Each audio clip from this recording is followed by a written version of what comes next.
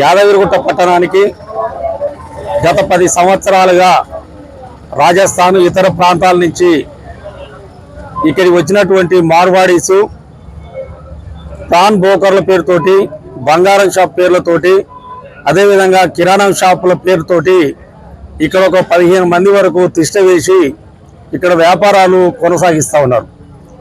కొనసాగిస్తున్నటువంటి క్రమంలో యాదగిరిగుట్ట పట్టణంతో పాటు ఈ మండలంలో ఉన్నటువంటి వివిధ గ్రామాల ప్రజలను నమ్మించి పాన్ బ్రోకర్లు ఇక్కడ ఉన్నటువంటి పేద ప్రజలను వారి యొక్క బంగారాన్ని తాకట్టు పెట్టుకుంటే ఆ బంగారంతో పాటుగా కొంతమంది దగ్గర వడ్డీ పేరుతోటి ఇక్కడ పట్టణ ప్రజల దగ్గర, గ్రామాల ప్రజల దగ్గర కోట్ల రూపాయలు కూడా వసూలు చేసుకొని ఈ మధ్యకాలంలో ఉడాయించడం జరిగింది.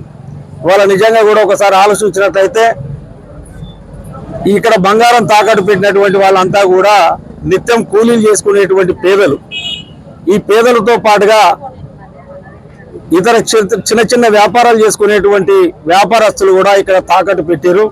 కోట్ల రూపాయల బంగారం, అదేవిధంగా కోట్ల రూపాయల నగదు కూడా ఇక్కడ తీసుకొని పారిపోయినారు.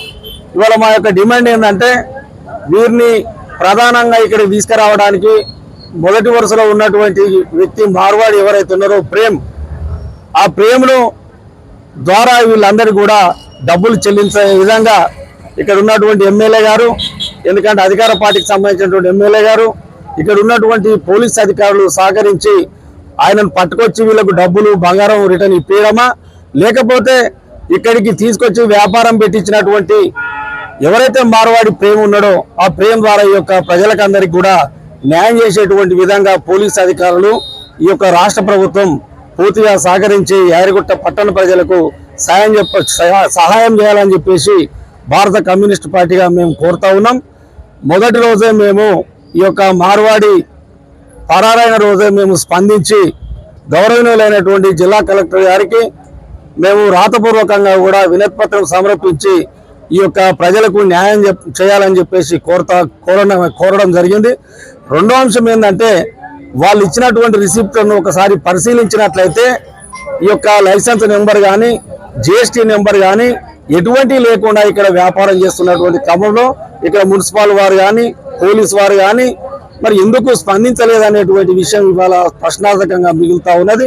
ఎటువంటి అనుమతి లేకుండా ఇవాళ కోట్ల రూపాయలు వ్యాపారం చేసేటువంటి ఈ యొక్క మార్వాడీస్ పైన ఎందుకు చర్యలు తీసుకోలేదని చెప్పేసి మేము భారత కమ్యూనిస్ట్ పార్టీగా ఇక్కడ ఉన్నటువంటి అధికారులందరూ కూడా ప్రశ్నించాల్సినటువంటి అవసరం ఉన్నది. ఈ యొక్క సమస్య పరిష్కారం కాకపోతే ప్రతి వాళ్ళ మీద కూడా అనుమానాలు వచ్చేటువంటి పరిస్థితులు ఉంటాయి. కాబట్టి ఆ అనుమానాలు రాకుండా వీటిని నివృత్తి చేసి ఈ యొక్క ప్రజలకు న్యాయం చేసేంత వరకు వీరు చేసేటువంటి పోరాటాలలో భారత కమ్యూనిస్ట్ పార్టీగా మేము ఎల్లవేళలా వారికి అండదండగా ఉంటామని తెలియజేస్తా ఉన్నాం.